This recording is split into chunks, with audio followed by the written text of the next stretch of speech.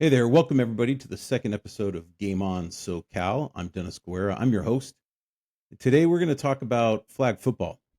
Flag football is the newest girls' sport in CIF Southern Section and in the state of California, and it's quite the big hit. We're going to talk a little bit about that. I have a couple of fantastic student athletes that I asked a few questions of, and we'll sprinkle in their answers here and there.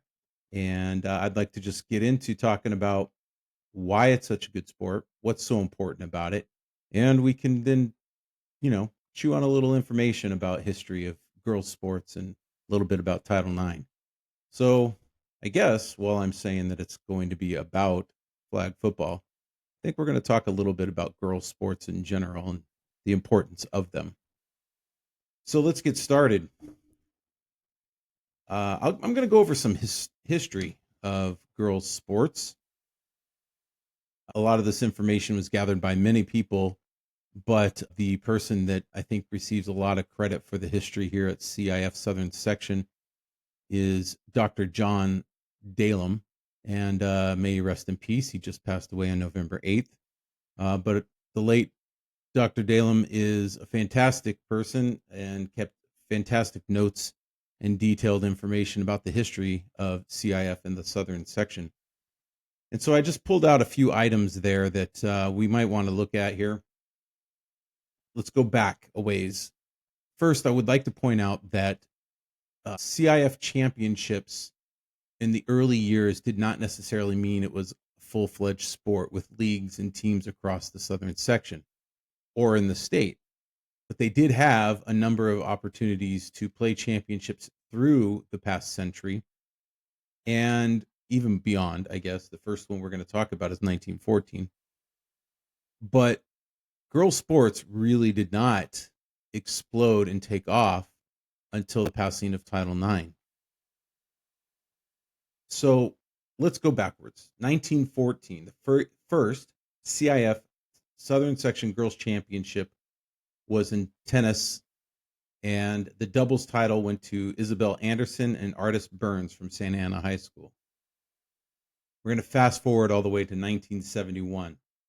The first 9 Southern Section sports for girls: badminton, basketball, field hockey, gymnastics, softball, swimming, tennis, track, and volleyball.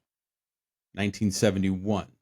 In 1973, the state assembly passes a bill to make it legal that girls can play football, talking about tackle football. Also in 1973, girls can play on boys' team when there is no girls' team in the specific sport. And then girls can play on football, baseball, and wrestling teams. So the passing of the state assembly bills really pushed forward the idea that girls should be actively playing sports. In 1974, the first formal Southern Section competition with playoffs were conducted for girls' sports. In 1979, girls' soccer is added as an official sport. And the reason I bring up girls' soccer is it's probably the most participated in sport, has the most female student athletes participating across the board. In the Southern Section, there's over 400 plus schools competing in girls soccer. On those teams, you often have anywhere from 17 to 25 players, multiple levels at each school. With those kinds of numbers, it seems to make sense that it would be the largest in pure number participation. Maybe not percentage, but in numbers. 1979 through 1999, CIF Southern Section had girls soccer championships. It wasn't until 1999, and that's why I picked that year, 20 years later, that it took the Southern Section to move girls soccer into 5 separate divisions. Rules may have been a little bit different. The Blue Book, which is the rule book or the laws for the Southern Section, may have been a little bit different. It may not have had specific numbers and percentages of schools or players and numbers of players that it required for championships and awards. But it was 20 years from the start of girls soccer until they had 5 divisions. So An amazing thing happened on September 29th, 2022. The CIF Southern Section Council, which is the collection of schools and leagues where they vote, and most of the the laws, the proposals are put up and voted upon. And if they are voted in, they go in as official rules or organization for the CIF Southern Section. SS 638 was the proposal to add girls flag football as an official sport. And that was passed. This past November 9th, 2024, the first ever CIF Southern Section Championship games were played for flag football. So in a matter of 2 years, they hosted championships. The first year was a trial run. It didn't have playoffs. Leagues were formed. Teams played in leagues. The NFL teams, local NFL teams, the Chargers specifically, invested a lot of time and effort into helping those teams along. Los Angeles Rams did as well.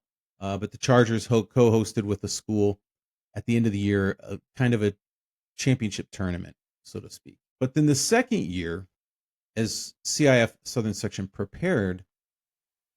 they prepared for 4 divisions to be played for playoffs. Now, to achieve a playoff opportunity, there must be, I believe it's 20% of the school population in the Southern Section out of its memberships, 20% need to participate and field varsity level teams. Flag football, pretty much by the end of the first year, had fielded enough, but it was the first year. It needed to be a probationary year. It needed to run through, and organization for the sport, for the rules, things like that needed to be worked through. By the second year, it was clear that they had reached that number and had gone all the way up to 4 divisions. That was the plan. By the time the season took off, there was 5 divisions needed based on numbers of teams playing and automatic bids. So what took soccer 20 years to happen took only a couple of weeks for flag football to happen. And I bring that up because flag football is big. It's going to be even bigger. We see that in 2028, the Los Angeles hosting committee for the Olympic Games has put flag football on the agenda as one of the games, one of the sports being played. It's going to blow up. If it hasn't already, it's going to get super big and very, very popular. And if you've had the opportunity to go out and watch some flag football, you'll know these girls are athletes. They take it seriously. They're passionate about winning. They're very competitive, and they want to get better at what they're doing. And they want to become the best that they can be in the game of flag football. So this past November 9th, it was the first year for flag football playoffs. And on the 9th, they held the championships. And the first ever champions were the Division III champions, Troy High School. Congratulations to Troy High School. And what a way for them to do it. They were down 12 points, I believe, somewhere around there, with only a handful of minutes left, a little over 3 minutes left. They made some big plays, a couple of touchdowns and a pick six, and they're sitting tied with time off the clock, completely to zeros, tied 32-32 with San Clemente High School. They had an untimed down, their point after attempt, and they completed it. And there was the first ever CIF Southern Section Championship. It was amazing. I had the great opportunity to be there. I was down on the field watching the game happen and couldn't believe my eyes. I was stunned by the passion by all the girls on both teams, the amazing skill and talent that was on the field. And I say stunned, even though I know that talent is out there. I've coached girls sports for over 20 years at the high school level. I've been involved in girls sports for quite some time. I'm stunned at how amazing that game was. It was anything you would want to see in a game. And if you're a fan of sports in general, you would have loved it. And both teams fought hard till that very literal last second of the game, and then even the next few seconds. And Troy High School ran off the field as champions, 33-32, Division III CIF Southern Section champions. There were 4 other games that day, and I'd like to just give shout outs to all those schools. Your Division V champions were a team that was ranked pretty low in the brackets. I believe they were 20, somewhere around there. And they made the run to the CIF championship game and dominated that game. And that goes to Antelope Valley, CIF Southern Section Division V champions. Division IV champions for Southern Section, Santa Monica High School. Division II champions, Northwood High School. And the really big hyped championship game for Division I. And if you looked at Max Preps, they were considered the top 2 or 3 teams in the state and the nation in flag football, 2 of the 3. Orange Lutheran versus Newport Harbor. Fantastic game, a ton of skill and talent. We're going to talk a little bit about some of those athletes, where they came from and why they're playing flag football possibly. But Orange Lutheran came out on top, and they had a big win, and they were the first ever Division I Southern Section champions in the sport of girls flag football. I want to bring up where these athletes came from, because flag football, at least for girls, and in general, isn't a big sport outside of high school now. It's grown drastically in the past decade, but it's still rather small compared to most travel sports like soccer, volleyball, softball, and many others, obviously. But it's grown. And these athletes aren't just filling up the high schools yet. There's not enough of these travel ball teams, enough of these local club teams or organizations, Friday Night Lights, Matt Leinart football, things like that. But they're out there. So you sprinkle them in, and then you need to fill up the rest of the team. So where did they come from? Well, as I've talked to a number of schools, a number of athletic directors, and I've talked to a number of student athletes, asking them where they came from, many of them come from soccer and softball. There are a handful of track, but track seems to be that sport where they play another sport often. There are some elite athletes playing or running or doing field events for track full time. But most of those athletes are playing another sport, either in high school or travel club ball. The other sport would be basketball. Those are the ones that I saw the most of. Every once in a while, there's a sprinkling of other people from other sports, or not from another sport and hadn't played flag football before, but they wanted to do a sport. They wanted to be involved in school. And that's the opportunity that flag football has given these awesome student athletes, these female athletes. And so being in the fall, it makes it difficult. You miss out on some of your athletes like volleyball players, tennis players, and a few others. But soccer and softball seem to dominate those athletes. So for this championship game, the Division I game, I know at least for the Division I game, and I'm sure it was for some of the others, there were soccer players who were playing in big tournaments out of state. There was a big tournament that weekend in Arizona. They flew out or drove out. I don't exactly know how they got there, but they made it out to Arizona. They made it to the tournament that they were playing in for their soccer team, for their travel ball soccer, their club. And they got on a plane when they were done with their games on Friday or earlier Saturday morning, flew back to California, joined up with their team, showed up at the field, played an intense championship game, and then went back to compete and finish the rest of their club tournament. That's the type of student athletes that flag football is drawn. Now, hopefully in the future, we still have multi-sport athletes. I'm a big proponent for multi-sport athletes. I don't believe, unless you are absolutely gifted and not gifted in other sports, I believe that you shouldn't just focus on a single sport. My opinion. But you have these multi-sport athletes playing flag football. And it won't be very long before it'll be a full-fledged flag football community. And you'll have a number of girls who are just pure flag football players starting at young ages of 8 and 9, like they do with softball, volleyball, soccer, and other sports. That's pretty amazing. These schools pulled together some of their best athletes, and these athletes came out despite maybe some criticism from their club coaches or even maybe their high school coaches for soccer, softball, and others. They came out and they put out their best. They trained, they learned how to catch, they learned how to throw, they learned how to run, they learned how to pull flags. They just wanted to play and compete in a new sport. And let's be honest, football is possibly the biggest sport in the country. It's on television a lot. The NFL is the biggest of the big professional sports.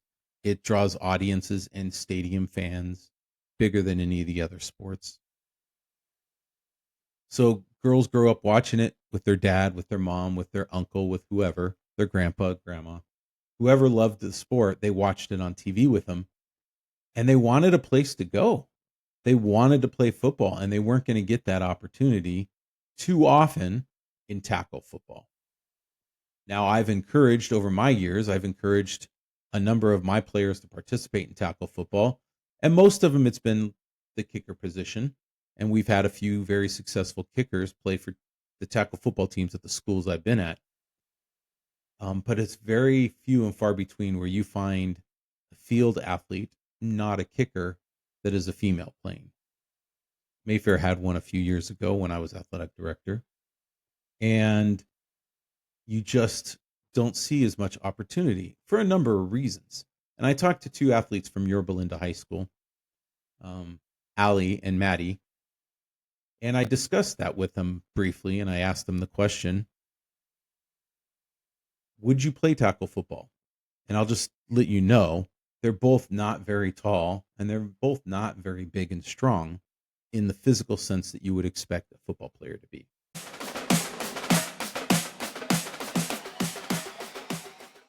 All right, welcome. And we're going to get started here. We're going to welcome in two of Yorba Linda High School's flag football players. We have Madison Baez and Allison Yakum. Maddie is a freshman who played on the varsity team this year. Allie is a sophomore and the quarterback for the Mustangs. The Mustangs made it to the CIF, the first ever CIF Southern Section playoffs, and they lost a very tough game, which I'm sure they're not happy in bringing it up. They lost 21-20 versus Newberry Park, but they had a fantastic season. So let's get started. Welcome, ladies. How are you guys doing? Doing good. Good. So just for those that are watching and paying attention, Allison, say hi and give a wave so they know which one's which here. Hi. Okay. And then Maddie. Hello. Hello. There we go. Okay. All right. So let's get into this. I want to talk first about the exciting idea that we have going on here, this flag football and the opportunity it presents for girls in high school. So tackle football may not have been an option for you. Am I accurate-ish, sort of? Yeah, you're accurate. And so the opportunity for girls to play football in high school comes with being able to play flag football. And it started last year. It was the first year for CIF Southern Section, or the CIF in general throughout the state, as an official sport in CIF. And Allison, you were a part of that as a freshman, and actually even before that. You want to tell us a little bit about the, let's call it a journey in getting flag football at Yorba Linda's campus and how you helped out and participated? Yeah, so when I first got to Yorba Linda, we had our sports tent, everyone up in our horseshoe at our school, and we heard that there might have been girls flag football there, but we didn't really know if it was actually going to happen. So I talked to my athletic director, and he said that they were going to do it, but we didn't have any coaches. And then eventually, really late, right before season would have started, we found coaches. So we did start really late, but we were able to start at the beginning of last year. Very cool. And you were going to Yorba Linda, and your plan was to play another sport, right? At the time before that, Yeah. I what was what gonna sport play is that? softball. Okay, and you did. Yeah. hmm How many people on your team last year played softball as well? Um, as well as flag. On the flag football, sorry, on the flag football team, how many people played softball as well? I think two, or Okay. maybe just me. I'm not 100% sure. Actually, it was Okay. two. Yeah. And did that number rise this year Yeah, it at rises a all? lot. Okay. What about soccer? How does soccer play into that? It was like last year it was like all soccer girls, Okay. and then this Okay. year it's still pretty much all soccer girls. With a handful of softball. hmm Any other two sport athletes? What sport do they play? If there are any others. Um, we have a lot of basketball. Okay. Um, we have I think two girls that play water polo, and that's about Okay. it. Okay. So those girls are off. The soccer girls, basketball, water polo, they're off and into their new seasons already, and so Yeah. they've moved on. But you guys have not yet because softball's coming up later. hmm Maddie, in middle school, you played. You told me you played football, right? Flag football, soccer, and basketball, correct? Yeah. Which of those three were your favorite in middle school? Probably football, just because like I grew up playing soccer. Basketball I wasn't too interested in, but I just wanted to do it as a second sport. But football, me and my dad used to throw the ball around like all the time, so it was just something that I was interested in for a while. Okay. And what position did you play this year? This year, I kind of bounced around. Honestly, I started off I guess as receiver, but then sometimes on some plays they had me at running back, and then sometimes I would throw. Allison, last year when you played, what positions did you play? I played center and I Played center last rushed, year. and that was Okay. it. Yeah, Okay. And then this year, I was quarterback. how'd that come about? Um, well, I kind of wanted to be quarterback last year, but one of our seniors wanted to be quarterback, and she had a way stronger arm than I did, so she played. And then this year, I was like, well, I'll just try out for it again. And then I thought that all the other girls were going to be able to do it better than I was, but I guess our coach really liked how I thought and like developed plays in my head on the field, so then I was able to play. Very cool. So this episode, what I'm excited about is the fact that, like I told you, that we have um, flag football for girls. That girls get to play football. That we have another sport. That it's new, it's exciting, and it's really taking off. This is going to be one of the premier sports in a few years. It's going to be countrywide. It's going to be huge, and then it's going to be an Olympic sport. And when LA hosts in 2028, so it's really exciting. And you guys are in on the ground floor. What have you guys even thought about that? First of all, have you even thought about that fact that you're starting something that nobody else has done? Yeah, I've thought about it a little bit. Like, I know you've talked to me about it, my dad's talked to me about it, and like our coaches sometimes tell us about how like we're like the starting of this new sport and that like no other girls like older than us have been able to experience it yet. I agree. Very cool. Maddie agrees. Okay. yeah. All right. Listen, I want to thank you girls for taking time out of your weekend and Saturday to come out and sit down and talk to me. And I really appreciate it. I hope that softball goes well for both of you. And that next year, when you guys get back out on that flag football field, that it's even better, it clicks even more, and you guys have more success. Thank you. Thank you for having us. Thank you for having me. All right. We'll talk to you later. Cool. Thank you.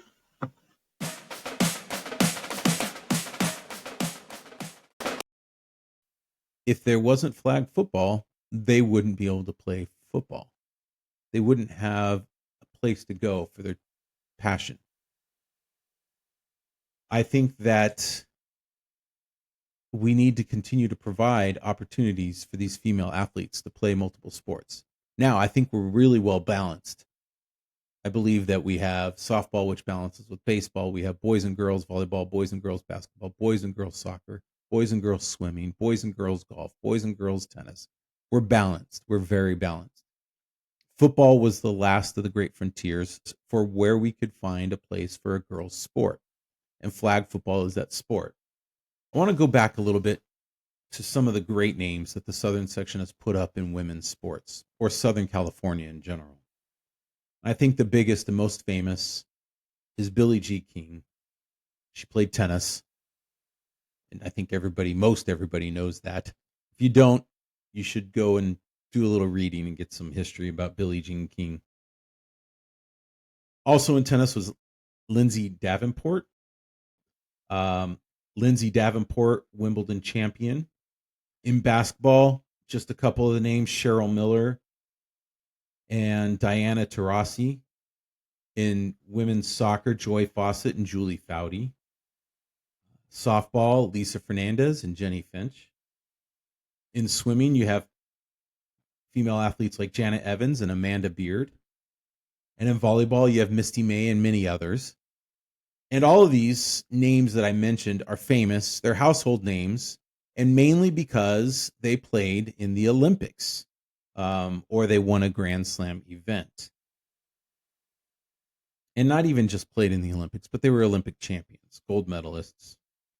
And so they became household names. So my question is, who is going to be that first household name? Who's going to be that name that shines in the 2028 Olympics when the United States flag football team brings home a gold? Who's going to be that star name that will go down into the history books, both in the Southern section and in the Olympic Games history books? I'm curious.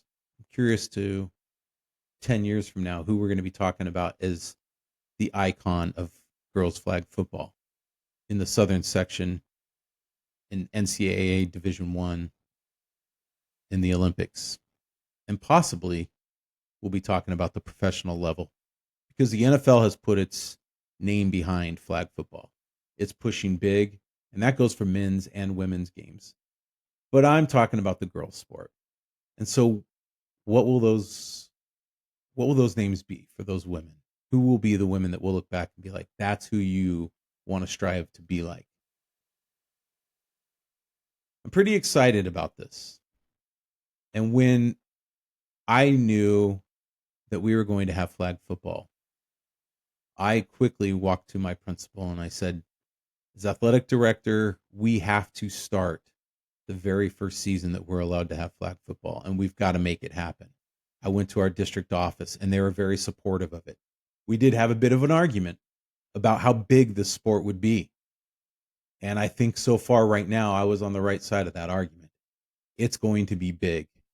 It's going to be rivaling all the other sports for its attention, for the popularity, for media time. It's big. It's exciting. America loves its football. America is going to love its girls flag football. On a transition here, why is it important for us to celebrate girls sports? Well, I don't know if you can see, but I've got a pin on here. It's Title IX 50th anniversary pin. I wear it proudly. My career as an athletic director, as a coach, doesn't exist. Maybe even as a teacher, it doesn't last this long if I hadn't had the opportunity to coach a girls soccer team at the high school level. I was coaching co-ed and girls sports at the middle school level, but I was given a chance by both a friend and mentor, and he gave me the opportunity to coach girls soccer. And what I saw there was just amazing. It made me fall in love with the sport of soccer even more, but it made me fall in love with girls sports, because for so long, for many, many decades, and you can look at the CIF Southern section, CIFSS.org, under their history tab, and there's a section on women's sports, and you can look at it. And the Southern section had its issues, but it was playing with the times. they were not really positive into the idea of having female sports or females being athletes. And it was a tough time for women in sports at the time, but come along to 1972 and Title IX is passed, and school districts and public organizations like universities and high schools needed to provide equality or equitable opportunity. Um, that changed a lot. It still took 20 years for many of the Southern Section high schools to field female sports. I have talked to a number of friends, people I've worked with, people I've worked with in the communities, and women who have said, well, I played on the boys team or I played on a co-ed team and we didn't have the opportunity to have a girls sport. And I think that was a shame. I think it should have been right away, figure out the budget, figure out how to do it, and get them their sports. Because we all know that if you play a sport, if you're involved in your high school with activities and sports, you do better in high school. The atmosphere of the high school is better, safer. And it just provides a healthy opportunity for young girls to learn all those things that you listen to professional and college coaches say. I'm trying to build men and good citizens, and I'm trying to teach them how to have respect and hard work ethics. The women need that too, and we needed to provide it for them. Title IX gave that opportunity. And I'm proud to have been a product of that, even though I'm not a female. I've coached amazing young ladies who have turned out to be fantastic women. And those girls, now women, you know who you are.